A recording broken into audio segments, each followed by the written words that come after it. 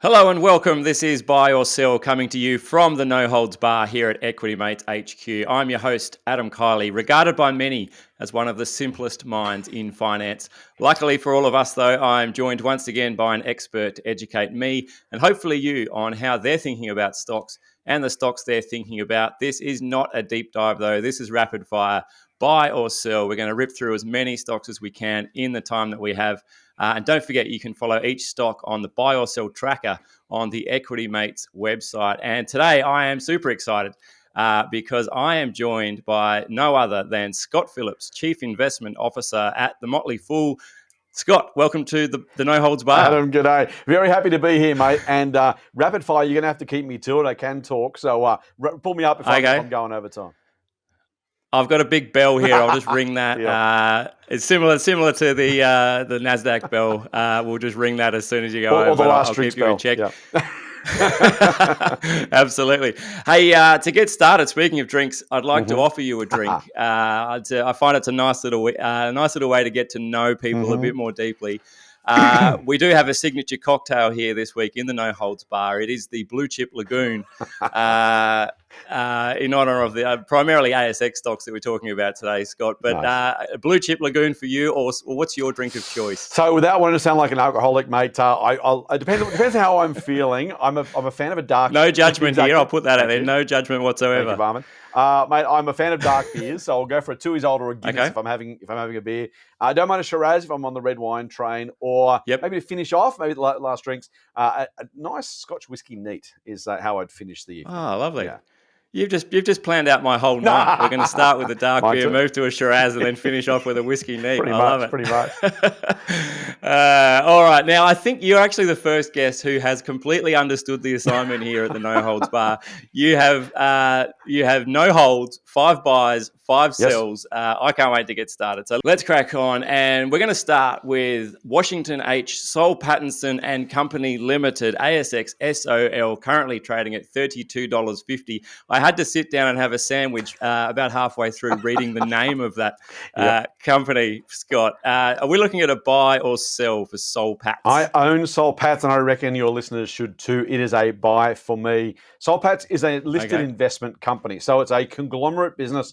It owns partial or whole fractions of other companies. It has an equity portfolio, lots of ASX shares. It owns large chunks of a few businesses, and it owns some businesses outright. So Soul Patts is a really, really high quality business. Second oldest listed company in the country. That's why that name is so unwieldy. They weren't spelling it with no vowels or only lowercase letters as the cool kids do these days. Soul Patts for short. Soulify. Exactly. That would be fun. Exactly. Soul Patts for short. So look, it's a great business run by the 4th generation of the same family, as I said. They are long-term value-oriented managers. They have beaten the market over 1, 3, 5, 10, and I think 15 years because they just simply invest really thoughtfully in quality companies, rating at pretty good prices. They own a cross-shareholding in Brickworks, a building materials company. I also own shares in TPG Telecom and the spin-off business called Qantas out of Malaysia. A really, really high-quality business. Pretty good dividend. Has increased, I think, every year for 24 years. They're very close to the quarter century of increasing dividends. A really, really high-quality business. And I think one for the bottom drawer, one for almost every portfolio. Okay, and so they're not. It doesn't sound like they're focused on one particular sector either. There, Scott. They're really broad, really diverse. Yeah, they are. So they're an investment company. They don't have any real internal operations other than buying and owning bits of other people's businesses. As I said, there's a couple of internal. They have an in-house merchant banking business and a couple other bits and pieces. Funds management is their newest bit of business. They merged with Milton Corporation. They own some shares and a couple of other listed fund managers. That seems to be the big growth area they're looking for at the moment. Okay, Soul Patts is a buy. Next up, another company people may have heard of, Quantas Airways Limited, ASX QAN, currently trading at $5.62. Rarely see good news about Qantas these days. Could it be an opportunity for Bonza to step up as the national carrier, Scott? Is that a chance? Once it gets out of administration, well, obviously. That's the problem. Apparently, Bonza's being looked at by its private equity owners, and they've got people coming to look at those, and it's all a bit of a mess.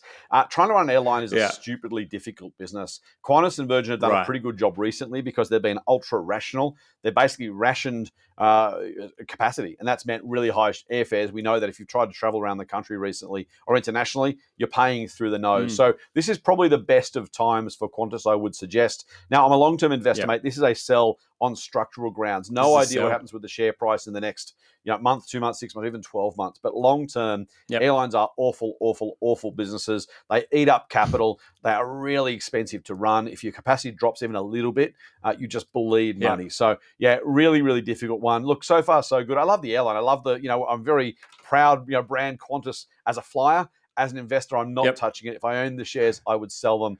Warren Buffett famously said, if a far-sighted capitalist had been at Kitty Hawk, he would have shot Wilbur and Orville right down. That's how bad the airline industry is for investors. You need to stay well away from this one, I reckon. Right. I'm not sure the public sentiment is also favourable towards airlines in general, I think. All right, so Qantas is a sell. Next up, we're looking at Corporate Travel Management Limited, ASX CTD, currently trading at $15.09. Now, when I think corporate travel, Scott, I think luxury, I think style, I think relaxing on a Legionella-ridden refugee barge parked off of Dorset in the UK.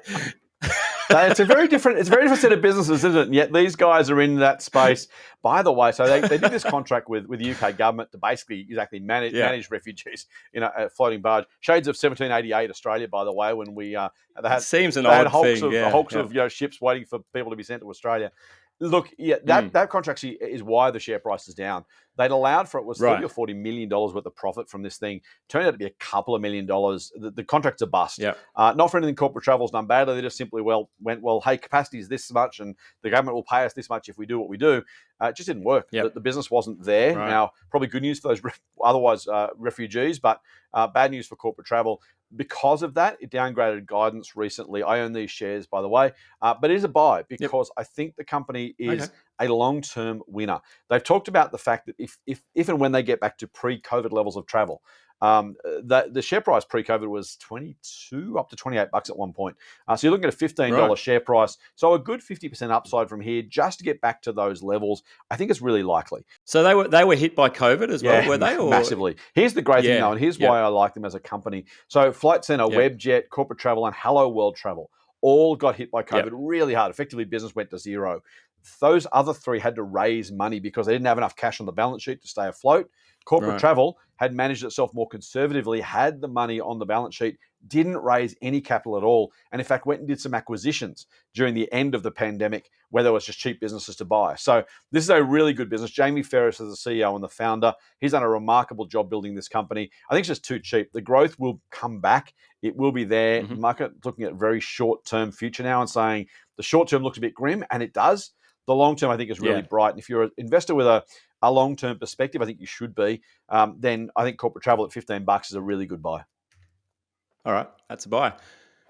Next up, we're looking at Commonwealth Bank of Australia, ASX CBA, currently trading at $111.86. We had a look at the national airline carrier. Now we're looking at the national carrier of money. That's an unofficial title, obviously. Where are we at with CBA, Scott? Buy or sell? I am a capital S sell, Adam. Capital S I sell, will say the other sells I've got today are going to be on structural grounds. I think long term, they're businesses that are really struggling. CBA is not that. CBA is a dramatically strong, stable, quality bank. It has a very, very strong business, has a very significant mortgage book. It is the largest bank in the country. So this is not a structural problem other than structural growth, because we're looking right now at a situation where house prices have been growing. Yeah, we know that. The economy is now at a bit of a lull. Business lending is going to be the next battleground for the banks. I don't see the growth that's required to justify the current price of CBA. Simply, again, great bank, not going anywhere, completely fine. But you don't want to pay a fortune. We don't want to run on the bank with people. Scott said that's a sell, so I'm going to go and take out all my money. That's right. We'll be Exhibit A in the court case in the winding up of the business. Us laughing about it and people telling horrible stories about it. How dare they laugh about it? Look, it's going to be fine. But Can it Yeah. grow fast enough to justify the current share price? I don't think so. It's something. It's Yep. close to. It's not exactly double the price of the other banks on a PE basis, but it's not miles off that either. And you kind of say, hang on, what has to happen? Now, here's the key. CBA for the last 40 years has been huge. Why? It is the biggest mortgage book in the country. It is the bank with the strongest mortgage book as a proportion of its total earnings. While ever mortgages have been growing quickly, because house prices have been growing quickly, that's been wonderful for CBA. They had the fullest sales. The tailwinds were blowing really hard, and they're doing fantastically well. If and when we don't see the same strength from that part of the market as we have over the past few decades, then CBA is actually going to be structurally disadvantaged, not advantaged. Investors are looking in the rear vision mirror. They're looking backwards and saying, hey, way back then this was great. I think that's a mistake. I think it's too expensive. If I own CBA shares now, I would sell them. All right, to sell. All right, last one before we take a quick break. We are looking at Goodman Group, ASX GMG, currently trading at $30.49. Had it twice on the show already, Scott, as a buy. Okay. A third buy here would put it into 90s boy band NSYNC territory. I trust you're familiar with the classic buy from NSYNC. Oh, nice. Look at that. What are we doing with Goodman Group, Scott? If Buy or it's sell? not a buy, I'm going to go very 2024. I'm going to shake it off, Adam. There you go. That's my token pop reference. Oh, wow. Have you got kids by any teenage daughters by any chance? I do not, and that's about the only Taylor Swift song I know, so it's all I've got. Whenever I need a Taylor Swift, I'm going to shake it off, and that's it. So I'm done. You can expect nothing else. Very good. But I am going to NSYNC this one. It is going to be a buy for me as well. I want to be really clear, though. I hate... I should have made some other sales. In fact, I have got one coming up soon. I hate REITs, real estate investment trusts, as a matter of course, for a couple of reasons. Firstly, if you're in a real estate company, you're getting effectively the rent plus a little bit of development profit. There's not a big upside there if you're in real estate itself, in commercial real estate. Secondly, if you're in office real estate, you've got to contend with the work from home stuff. If you're in retail, you're contending with people shopping online more often now than not now. But Goodman Group is in the warehousing business. So think about e-commerce. Think about the massive growth in parcel delivery. Letters are falling off a cliff. Parcels are going through the roof. Goodman is in that space. Their biggest customer is Amazon. I own shares in both Amazon and Goodman. Deutsche Post is its second biggest customer. And then along the line of it, these guys have great facilities in great locations. Greg Goodman, the founder, is doing a spectacular job of building this business. And they are part real estate business and part fund manager. They actually have internal, effectively, property trusts within the business where they are getting paid as the manager of those and investing on behalf of outside investors, not the shareholders, but other investors. So you get the return from the assets themselves, and then you get on top of that a return from the fund's management fees they collect from their partners to manage those other property trusts. It's the latter I really like because it's super scalable. The upside is effectively unlimited. If you can find more investors, you can make more money. Goodman Group, I really like, and that's why it's a buy. That's a buy. And is it like I've heard lately there's things like Temu and Shein coming on board, threatening Amazon's business. Is this a way of just getting like a layer down below that and going, we're in the parcel business now, and I don't care who sells it? Pretty much, yeah. Look, I'm not sure if Temu will be using Goodman Group anytime soon, but you're absolutely right. This is, and the other thing is, it's a global thing, right? This is not just an Australian real estate business, but it's a global real estate business. Now, a large chunk is in Australia because that's where it started, but you're getting geographic diversification, you're getting customer diversification, as you say. So many. Amazon's big. I think last time I checked, it was about $1 in $7, $8 of what effectively 16, 18%. But on top of that, then the tail is really long after that. So I like the business. A really good way of getting, as you say, diversified exposure to e-commerce more broadly, but even better than that, just really well-run assets and clipping the ticket as a fund manager on those assets as well. All right, it's a buy. And that brings us to a break. We're going to take a pause here, grab another Guinness. And coming up right now, we have got NSYNC with Buy. You're on buy or sell. Back in a minute. Welcome back. You're on Buy or Sell, coming to you from the No Holds Bar. My expert today is Scott Phillips, Chief Investment Officer at Motley. Scott, great to have you on the show. And we've been through 5 stocks already. We've got another few to get through here. Starting off with Whitehaven Coal, ASX WHC, currently at $7.88. Scott, I saw Whitehaven have abandoned plans for driverless trucks after their labour shortages eased. Apparently, they're also considering the need for conveyor belts, thinking they could just use more labour to form a human daisy chain and pass coal along the line. We'll see how that plays out. But is Whitehaven Coal a buy or a sell for You're you? saying there's a chance. I don't want to be the bloke at the end shoveling into the furnace. By the way, I'll let someone else do that. Maybe I'll be in the middle somewhere. I can kind of shirk off behind a tree. There's a hierarchy along the line as you go. It's yeah. That's fair. Yeah, you don't want to be breaking the rocks or throwing it in the furnace. Somewhere in between is nice. Exactly. Yeah. Right in the middle. Yeah. Look, despite all of that, Whitehaven for me is a sell. Now, here's why. It is really, really, really, really cheap. If you believe that coal prices remain high, and if you believe the company is going to be able to give out as much of that cash, that profitability as it can to shareholders to make money along the way. Yeah. The problem I've got is Whitehaven continues to reinvest in its business. Now, ordinarily that's great, but think about the changes that may be wrought policy-wise, I should say, by climate change. Now, I'm a full card-carrying member of the Climate Change Coalition. The scientists are right. The doubters are wrong. I'm happy to say that unequivocally. Yep. But even if you don't agree with that, even if you think the whole thing's a hoax, and good luck to you if you do, the reality is that governments are going to make decisions. Consumers are going to make decisions on the basis of what they believe is the clear and present danger. Now, if and when they do that, if and when coal becomes a stranded asset, the question is, what has Whitehaven done to make sure you as a shareholder get money out? Anything times zero is still zero, right? So if you get a double, then a double, then a double, then zero, you still go back to zero. Yep. My real concern is if Whitehaven continues to say, we're a coal company, we're reinvesting in coal, it's all we're going to do, eventually it just runs out of customers, runs out of business, runs out of money, and the shareholders are left with, in theory, a share of a stranded asset. Now, maybe that doesn't happen. Yep. And maybe I'm entirely wrong, and that's fine.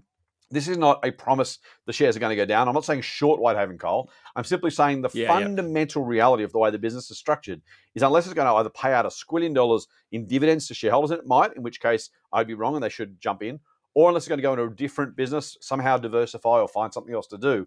If you are stuck with a stranded coal asset, you're stuck with a stranded coal asset. And so for me, I don't want to take that risk until I know what the capital management, in other words, the plans the company's got for its cash, what is it going to do with all that money? If it's staying in coal, I've got a problem. If it's paying it out or getting you a new business, then I'm interested. But for right now, if I own those shares because of that risk, I would sell them.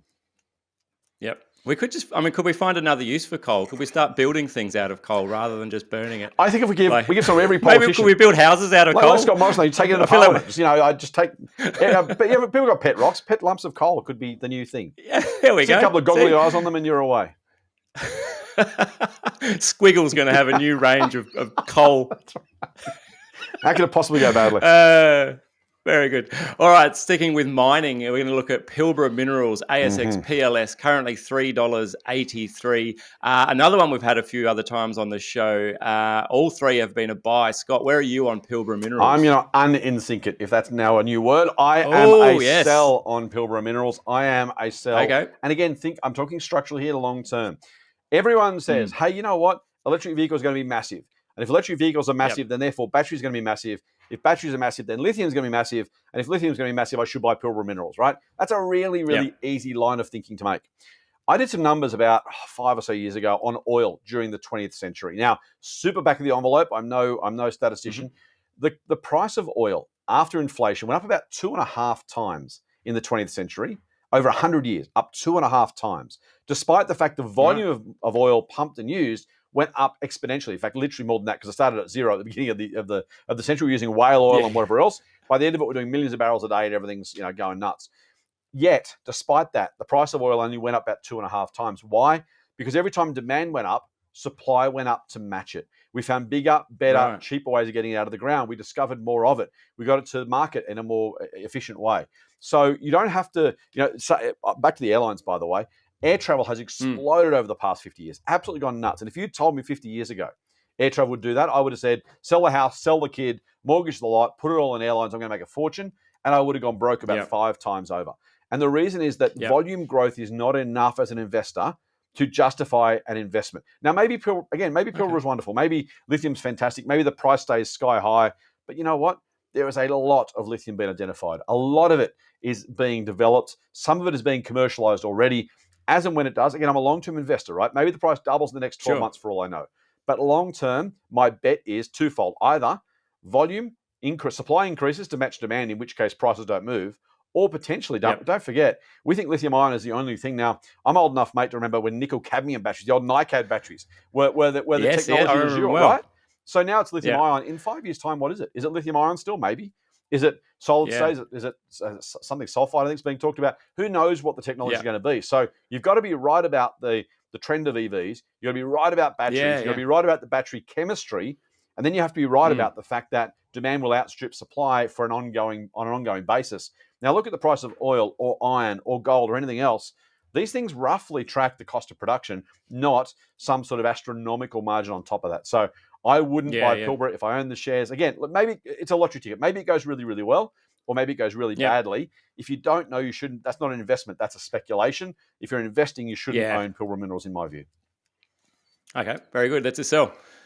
Next up, we're looking at Cochlear Limited, Mm. ASX COH, currently trading at $315.65. I read some are concerned that Cochlear might be under threat from pharmaceutical giants making drugs that might reduce deafness. Mhm. Is there anything Ozempic can't do? Exactly. I don't. That's not factual, by the way. I have no idea about most things. So Cochlear, though, Mhm. Scott, is Cochlear a buy or a sell for you? So there is a very, very significant potential risk for something like gene therapy or other therapeutic treatments for deafness. And Right. as someone who likes health and likes wellness and hopes that fewer people suffer from deafness in the future, there is a very good chance, and Yeah. it'd be wonderful if that happened. The reality, though, is we're not there yet. And if you think about Cochlear's Yeah. business, Cochlear is one of the very, very few, other than tattoos, things you get put inside your body or on your body permanently, right? When you get a cochlear implant, it's there for life. Yeah. It's there to stay. Now, Right. if you're Cochlear, firstly, this company invented the cochlear implant. That's pretty cool. They are the premier Yeah. Yeah. name in this business. There are other providers out there, but Cochlear is the gold standard. And again, if you're going to put something in your body, are you going to take the cheaper option if you don't have to? No, you're not. Now, I don't get my hearing implants at Aldi. right? Well, I'm going name brand. and some people do, and that's fine. Some people there are competitors, and they have business. But again, if you're Right. the best in the business, if you've got the best brand, you Yeah. can charge the best prices, the highest prices, hopefully give people the best Yeah. solutions. Not only that, once they're Sure. implanted, you're a customer for life. And then the ongoing business for Cochlear is the sound processors that take the signal from inside your head and turn it into Mhm. understandable speech to let the sufferer actually hear what's being said. Now, those processors get upgraded every few years. They get replaced, they get Right. improved. And so you think about that. Again, I want to be a little bit careful. We don't sound too mercenary here. The best part is Yeah. Sure. Yeah. they're not curing deafness, but they're solving problems for people with hearing impairment. But as a shareholder of Cochlear, Yep. you also get to, or not by the way, you also get to have the upside of when that happens, Cochlear does more business. They are giving better outcomes for their customers, their patients, and the shareholders are doing well. Now think about the long-term trend of that. You've got more people being Yeah. diagnosed with hearing impairment. You've got more people in the market because all of a sudden the developing world becomes more developed and has access to these sort of things. You have a growing number of people who are receiving these implants and then are customers for 50, 70, hopefully 90 years in Yeah. some of these cases, right? Some of the kids you see with the implants. So this is long term customers who you're doing more business with over time, more and more people coming into the funnel. One of the very best, I think, multi-decade investment ideas is Cochlear. All right. Cochlear is a It is. buy. Next, we're looking at Vicinity Centres, currently ASX. Vicinity Centres, ASX, VCX, currently $1.91. Are they really centred or just in the vicinity? Scott, buy or sell I love it. for Vicinity Centres? Thank you. Stay well and truly away from the vicinity of vicinity centres, in my view. Right. I mentioned REITs before, real estate investment trusts. Yeah. Think about the growth of e-commerce. Myer, one of the most boring, most backward companies on the ASX, one of the retailers who've done the worst over the past 20 years, desperately trying to get people back in a store. They're losing that battle. They keep losing that battle. And yet, during COVID, their sales online were about a third of their total business sales. Even now, about 25%. So $1.04 Yeah. of Myer. This is your grandparents' store, right? This is not the store that Yeah. most people go to. A quarter of those sales are online. Think about the growth of online commerce, the specific, especially online guys, the Amazons of the world, but there's others as well. Yeah. All the others who are doing really significant business online, that's growing like topsy. Now, we're not talking about it right now, by the way. People have kind of moved on from the online growth story, and yet it continues to grow and grow and grow. Fast forward 5, 10, 15 years, and ask yourself how much business is being done in physical retail. My guess, about half of what it is now. Now, if that's even close to true, and you're a retail landlord, doesn't take a genius to work out. You're going to find it very, very tough to gain and retain physical retailers. There'll be some great physical retailers around. Westfield stores will do really nicely. They are centres. They are places people congregate and go to shop, to spend time with people, to go and have a bite to eat or a coffee. They'll do okay. Yeah. The corner stores probably still fine. You duck up to Woolies or Coles, listen to the order that online as well. The stuff in the middle, you don't really need to go. It's not really a day out. It's kind of like, well, I've got to go and get a jumper or a pair of jeans or something. It's not going to be long until more of that is being done online. Vicinity Centres is right in the gun. It's in the worst spot possible. So I wouldn't want to own second tier, third tier shopping centres. That, in my mind, is what Vicinity is, and I'd sell those shares. I heard them described as a third place the other day. There's where you live and where you work, and then a third place, and that's where your Westfields and things like that exist. So whereas a Myer is probably not so much. You're not grabbing a group of mates and going and trying on some trousers. Exactly. You're probably not even calling them trousers anymore. That's slacks. I like to call them slacks. Slacks. No, but I think you're right. I think the challenge with the third place though is you don't. It is a third place, but where are you going to hang out? Now, increasingly people are doing online anyway. But also, if you're going to go, you might go to a coffee shop, you might go to a Westfield, you might go somewhere else. Even if that is true, it's going to be a less attractive revenue model for Vicinity than literally clipping the ticket for every tenant in there who's selling me something I'm currently walking in to grab. Again, physical retail's not dying tomorrow. But even if it reduces slightly, they're going to have to drop their rents. The values, the carrying values of the assets are going to be way overstated in my view. So again, no time frame on this. It could be, maybe it's 50 years. My guess is much shorter than that. But at some point, the other thing about retail is really, really, really difficult business with very thin margins. So if the retailers themselves lose 5 or 10% of sales, that's enough to send them broke. Yeah. And if they go broke and you're the landlord, you've got an empty shop, much harder to fill. Yep. All right. So Vicinity Centres is a sell. All right, it's time for the last call here in the No Holds Bar, and we're looking at the beta shares NASDAQ 100 ETF, ASX NDQ, currently trading at $40.84. Scott, we had FANG, then we had FANG, then we had FANG Plus, now we've got the Magnificent Seven. Is the NASDAQ 100 finally the place we're going to land? We're just going to take the top 100, call it the NASDAQ 100, be done with I'm going to short meme stocks, but I'm going to go long the NASDAQ 100. Yeah, you're right. And then we say after the Magnificent Seven, someone else will come up with a fancy name, and they'll try. By the way, it's always fund managers trying to get you to invest in their funds that do this sort of stuff. So be careful of that sort of thing. The NASDAQ 100, I own units in it, by the way. It is so think about the companies that are on the NASDAQ. Think about, I own some of these as well, but Amazon, Google, Netflix, Tesla, Nvidia, Apple. And by the way, the next generation we don't know yet. Nvidia wasn't talked about as one of the FANG stocks, and all of a sudden it's one of the most valuable businesses in the world a couple of years later. Speaking of marketing, what I hate, I describe the NASDAQ 100 or the NASDAQ exchange generally as the companies that are inventing the future. Now, that sounds like a really hackneyed marketing label, and I get it, but it kind of is, right? Think about the next generation of technology, the next generation of devices, of AI, of computing. Where's it going to come from? It's probably going to come out of the US, and it's probably going to come out of companies listed on the NASDAQ. It's probably going to be Facebook with the metaverse. It's going to be Amazon with e-commerce. It's going to be Apple with whatever they come up with next, right? The Vision Pro is their most recent thing. Nvidia or Intel, one of those companies. So the growth of, if you think about the economy and say, where's the growth going to come in the economy? I would bet it comes from tech. And if it comes from tech, it's probably going to come from US tech. And if it comes from US tech, it's probably going to come from the NASDAQ. So my view is, if you can buy this on the ASX, the beauty of this ETF, you can invest on the ASX in this ETF and get exposure to, as you say, the top 100 non-financial companies on the NASDAQ. And that's just a really great way of saying, firstly, I get currency diversification, I get geographic diversification, I get industry diversification. There's some tech here, but not much. And I get exposure to those companies that I think in all likelihood are the ones that are going to be the big winners over the next 5, 10, and 15 years. So with one investment, you can get a diversified group of those. Yeah, it's one I've owned for ages. I recommend to almost everybody. If you're not going to, I think everyone should invest overseas, but if you're not going to, at very least, get some overseas-based ETFs. I reckon NASDAQ is probably the top of the pops for me. Yep. Excellent. Brilliant. That's a great way to finish. Scott Phillips from the Motley Fool, thank you so much for joining me in the No Holds Bar. Where can people find you, Scott? Obviously, the Motley Fool. How should people find you? Yeah, they can jump on fool.com.au. I'm on all the socials, by the way. TMF Scott P is my Twitter and Insta handle. I'm pretty prolific on Twitter, which is either good or bad, depending on whether you like what I have to say. But there's it's a lovely place, Twitter. I really enjoy it. I really enjoy the constructive discourse that we find in among the Twitter community. All hail Chief Elon, exactly. It can be good. It can be good. So yeah, I'm there. I'm on Facebook as well. Yeah, jump anywhere there. I'm all over the joint. But yeah, it's been lots of fun. I'll just finish this drink.